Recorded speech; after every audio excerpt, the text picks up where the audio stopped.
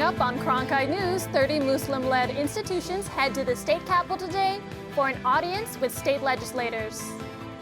Plus, a proposed interstate that could help commuters might be a threat to the Sonoran Desert. We hear from both sides of the lawsuit. And later, the Arizona Cardinals are focused on continuing to enhance their coaching staff this offseason, adding more Super Bowl experience to their team. Cronkite News starts now. Good evening and welcome to Cronkite News on Arizona PBS. I'm Emily Mai. And I'm Shira Tanzer. Thank you for joining us. Today, our Cronkite News team is out with live border coverage. Alexia Stanbridge is hearing from Attorney General Chris Mays about the most recent fentanyl bust. First, let's go to Connor McGill, who's in Yuma with the Republican House Judiciary Committee, to hear how immigration is affecting the community.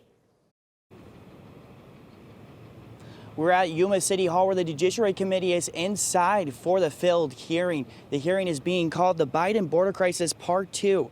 And part of the trip, members of the committee took a tour of the border and also examined Homeland Security's efforts to stop trafficking.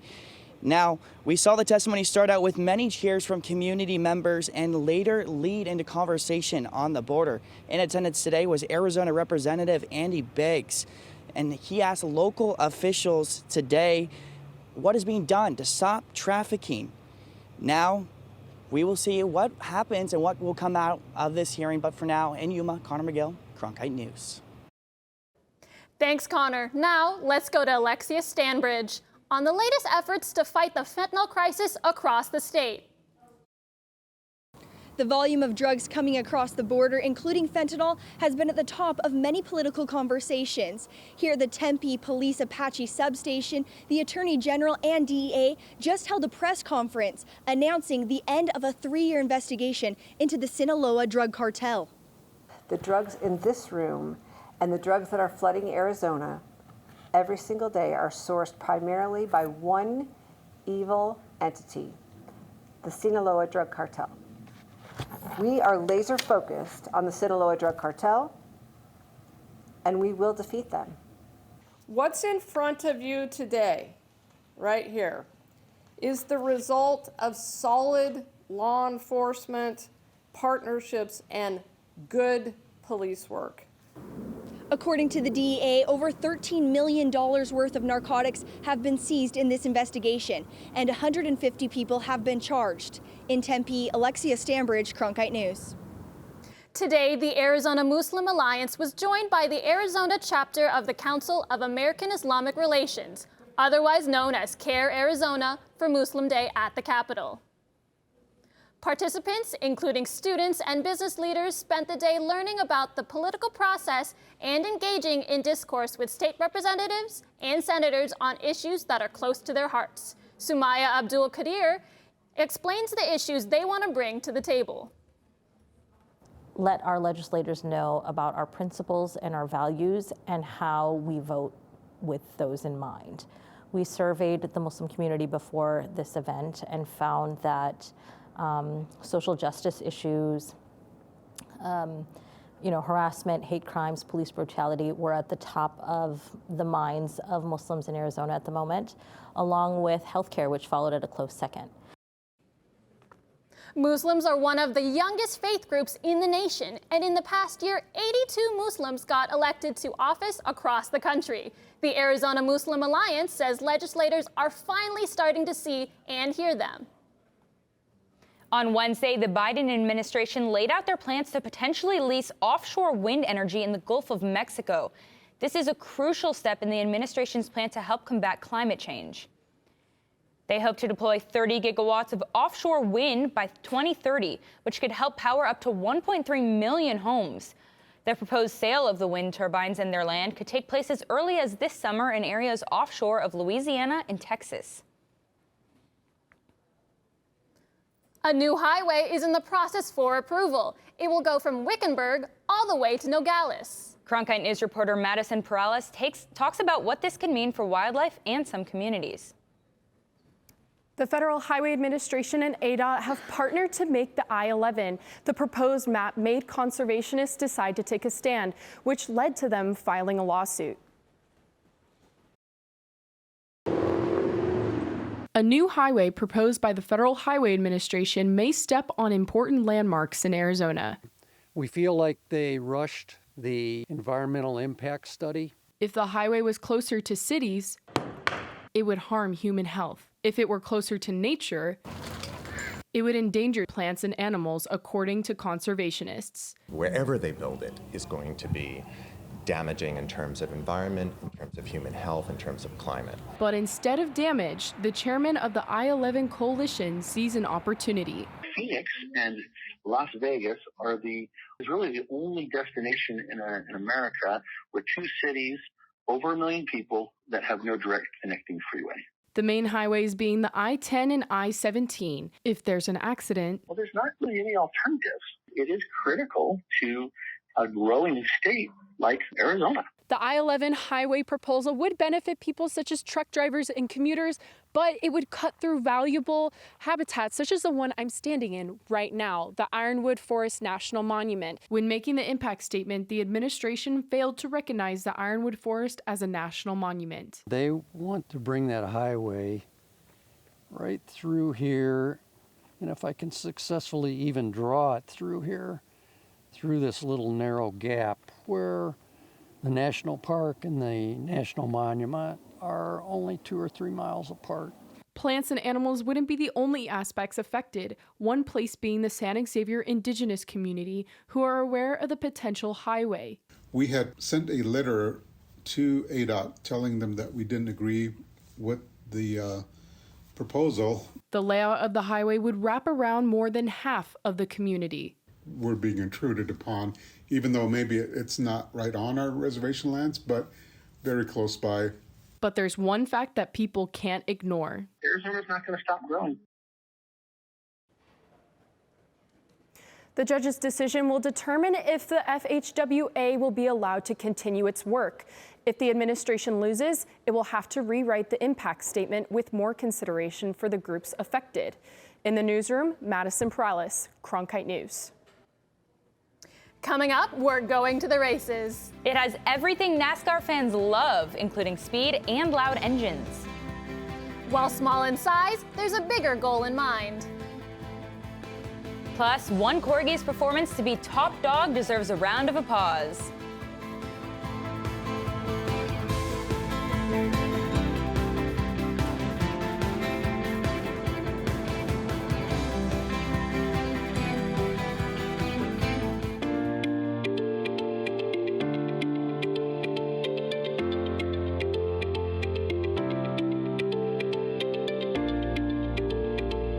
weather around Phoenix is just beautiful today. Let's take a look at the weather around the valley. Thank you for joining us for the special edition of Cronkite News. Here are the top stories that we're tracking today at noon.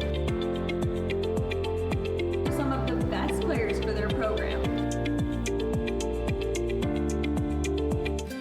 Stream the best of PBS on any device with the PBS Video app. All your favorite drama, history, science, news, and documentaries, all in one place. Watch your PBS station live or catch up on the shows you missed. Discover new favorites from PBS and locally produced shows from your station. Sign in and start streaming today. Now on Passport. What are you looking for in your life? There's an important story that needs to be told. Is it a sense of your own destiny? Choose your story. Try to help create change in some way. It's a beautiful thing. Not very many people get to see. Once you come into the neighborhood, you are a part of the family. You can be a good person or a bad person. It's your choice. Stop complaining and go actually do something. Now you can stream even more documentaries with Passport on the PBS Video app.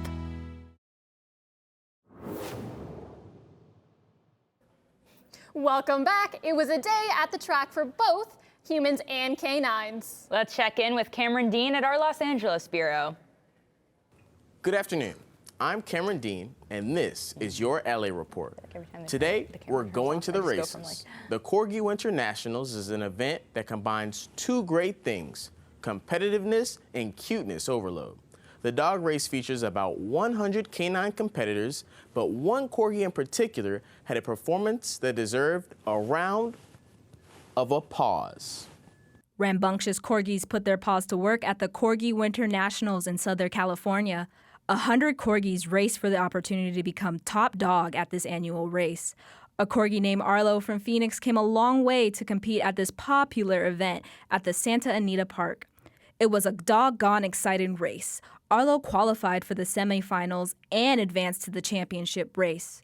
He was the true underdog representing Phoenix, placing 9th overall, making his owners proud. For Cronkite News Los Angeles, I'm Ayana Hamilton. Thank you, Ayana. First place of the competition won a trophy and a goodie bag of dog treats. And to another type of racing, NASCAR hosted an event at LA Coliseum called the Busch Light Clash. I got to cover the event, which took place on an oval track that was only a quarter mile in length. When you think of NASCAR, you usually imagine fast cars, loud engines, and crazy collisions.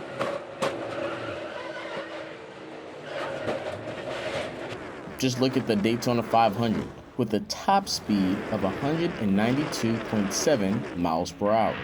The Cup Series is coming to Phoenix Raceway in March, but first is an event that runs at a different pace. The Busch Light Clash is a Los Angeles event that features a much smaller track that is half the size of the shortest Cup Series raceway. It's a different mentality, different kind of way of going about things, but just come out here to have fun, no points on the line, just exhibition race. While the track is short, NASCAR's aspirations go far beyond this quarter-mile stretch of asphalt and cement. So could we take a stadium such as the Coliseum, an iconic stadium, and put a racetrack in it?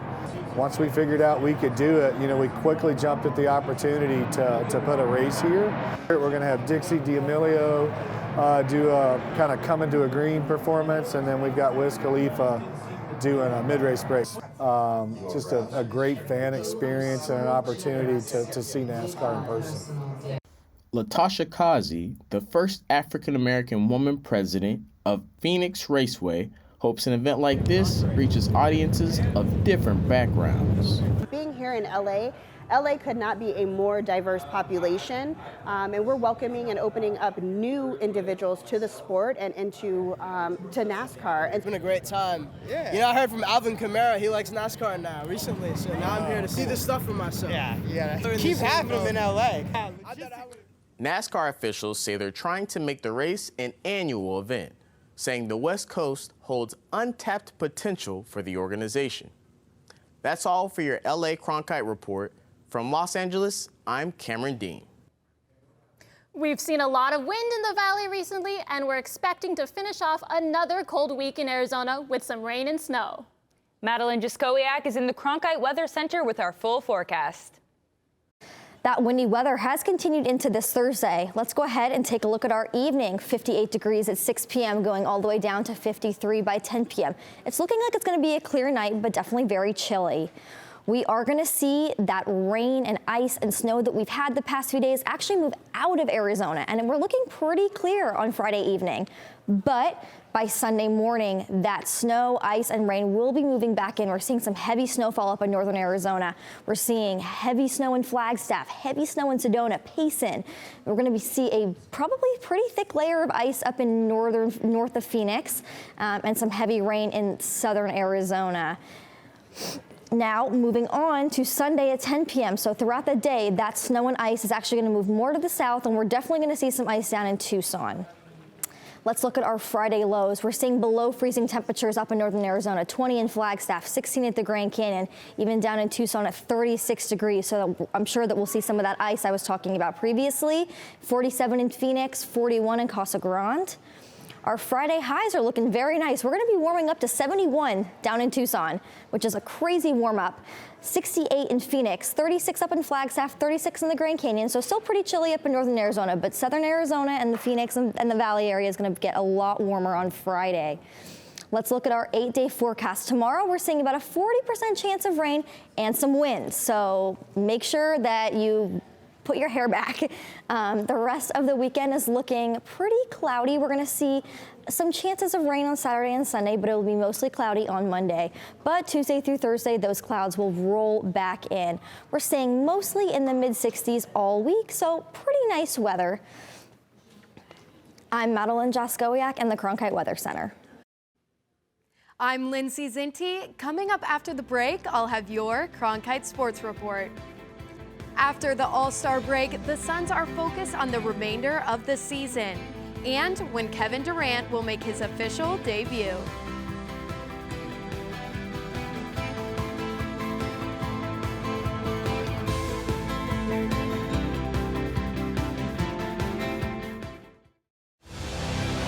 Now streaming on the PBS app, the definitive collection of documentaries from award-winning filmmaker Ken Burns. Hemingway, the man, is much more interesting than the myth. It is a story that Americans have to reckon with. He's got my job. I'm the town. Discover over 40 groundbreaking films that bring our history to life. Stream the Ken Burns collection now with Passport on the PBS app.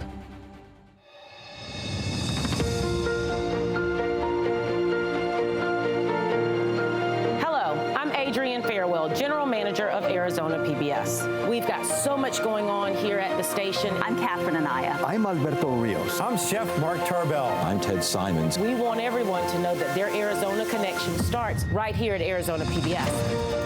For over the past 60 years, Arizona PBS has told incredible stories of Arizona's distinctive people. We got to start being more vulnerable with each other. What I love most about being a Latina woman is the passion and drive that I feel. Beautiful landscapes and treasured history. We're doing something that benefits the community. Good evening and welcome to Horizonte. Welcome to Check Please, Arizona. Welcome to the U.S. Senate debate. The recipient of the Emmy is Arizona PBS.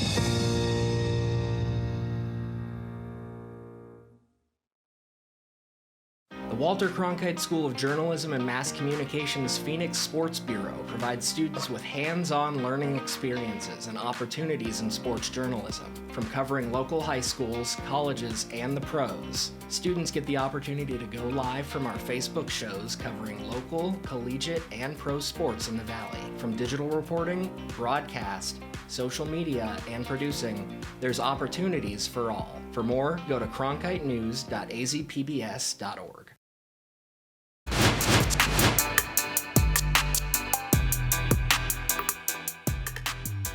Welcome to the Cronkite Sports Report. I'm Lindsay Zinti. Will he or won't he? That's the golden question for Suns fans who are waiting for Kevin Durant to make his Suns debut. Unfortunately, Katie will not make it into the lineup tomorrow night when the Suns return to the court after the All-Star break. Durant met fans for the first time last week at his introduction at Footprint Center. Today, the Suns said he did everything in practice, but still has not been cleared to play. The Suns take on the Oklahoma Thunder, Durant's former team, tomorrow at home. Tickets for the game skyrocketed in anticipation of Durant playing. The team says he will be evaluated on a game-to-game basis. A pretty competitive gym. The talent has risen since he came for sure. But I do feel like when guys watch him work, I think it's something that it inspires people to get after it in their own workouts, because you're not going to find anybody that goes as hard as Kevin. The Cardinals continue to elevate their new coaching staff, making history by hiring the youngest coordinator in the NFL. As Cronkite sports reporter Jack Pearson tells us, head coach Jonathan Gannon has quite a history with his new defensive coordinator. The Arizona Cardinals are finalizing their new coaching positions. The latest addition is Nick Rawlis. The 29-year-old becomes the youngest coordinator in the National Football League as the Cardinals' defensive coordinator. He says his age doesn't matter. It's not an advantage or a disadvantage. He just simply believes in putting the best product out on the football field. Whether I'm 29 or I'm, 55 years old and I'm still trying to be a great coach, there's certain things that you have to do, whether it's, acquiring more knowledge and adapting to the game, or being able to connect with players so that you can coach them better. And everything that involves maximizing the player and putting us in position to win, like, I'm always striving to get better at those things, no matter what age I am. I'm really not worried about their age. You know, I'm worried about if they can serve the players and get the job done as it relates to what we need to do as an organization and the Arizona Cardinals win. And that's what I'm doing. The Cardinals' new staff is already hard at work at their practice facility as they get ready for another competitive season in the NFC West. In Tempe, Jack Pearson, Cronkite News. The Coyotes' good fortune at home has come to an end. The team lost to the Calgary Flames at Mullet Arena last night, a place they've had a lot of success this year. The loss snapped the club's 9-point streak. The Yotes held the longest active point streak in the NHL entering Wednesday's matchup. Head coach Andre Tourigny knows what his team is capable of, and seeking consistency is the top priority as they finish out their season. You know, we need to be better than we've been in the last couple of games, and I talk about it. It's sometimes the result hide the truth, you know. So it's like we cannot focus only on the result. We're capable of being better than we've been lately. The Coyotes have a break in their schedule with their next game set for Sunday at home against the Nashville Predators. Spring training games are set to begin this weekend. The Diamondbacks will kick things off with a game against the Oakland A's. Speaking of Oakland, the Cactus League season will reveal a lot about their team. Cronkite sports reporter Sammy Miller has more on how the A's are trying to turn things around. Excitement is building for the Oakland A's as spring training is underway at Hohokam Stadium. The team likes the look they'll have this season. It's a special group between young and veteran guys. It's a lot of energy. Coach got a lot of energy too, so I think we're going to be good this year. After a disappointing season where the A's finished second to last in the MLB, they are hoping a more versatile lineup will bring greater success on the diamond. These players that are on this roster are comfortable in playing multiple positions, and so in that definitely gives you some flexibility in what you're able to do as a manager. For A's manager Mark Hotze, his goal heading into spring training is being as fundamentally sound as possible. But in the same breath, he understands the growing pains that come along with teaching these young players how to play their brand of A's baseball, which will take time and a lot of patience. This spring training, you're going to have some patience. And I'm not just speaking on behalf of this organization, but I think every team dealing with the rule changes, the implementation of the time clock, those are going to be factors that we need to grow and learn and adapt to. The A's will get their first opportunity to adjust to the rule changes on Saturday when they face the Diamondbacks in their Cactus League opener. In Mesa, Sammy Miller, Cronkite News. The A's will host the Arizona Diamondbacks on Saturday afternoon at Hohokam Stadium. And another big matchup on Saturday for fans to look for is the Territorial Cup game between Arizona and Arizona State down in Tucson. That's it for your Cronkite Sports Report. Let's send it back to the desk. The chilly weather over these past few days might have some people craving a cozy meal, which makes today's national holiday even better. We take a look at how people are indulging in a popular warm dish and the different ways to make it.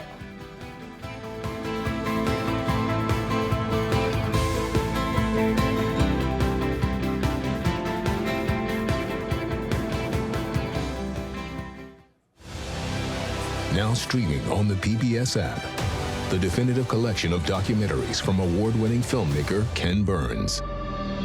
Hemingway, the man, is much more interesting than the myth. It is a story that Americans have to reckon with. He's got my job. I'm the champ. Discover over 40 groundbreaking films that bring our history to life. Stream the Ken Burns collection now with Passport on the PBS app.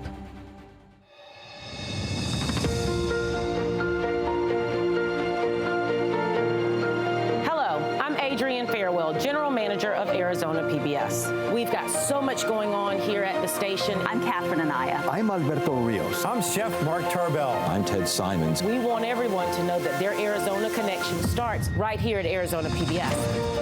For over the past 60 years, Arizona PBS has told incredible stories of Arizona's distinctive people. We got to start being more vulnerable with each other. What I love most about being a Latina woman is the passion and drive that I feel. Beautiful landscapes and treasured history. We're doing something that benefits the community. Good evening and welcome to Horizonte. Welcome to Check Please, Arizona. Welcome to the U.S. Senate debate. The recipient of the Emmy is Arizona PBS.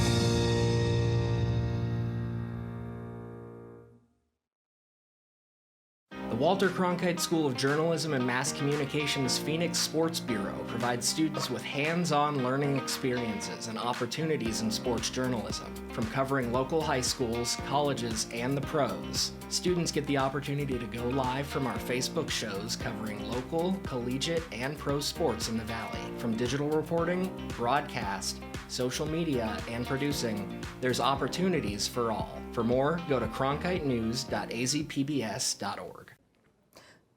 With the temperatures in Phoenix staying pretty chilly, today's national food seems fitting. If you need dinner inspiration, consider chili. Today is National Chili Day, and people all over the U.S. are showcasing their culinary skills by concocting their best renditions to share with friends and family.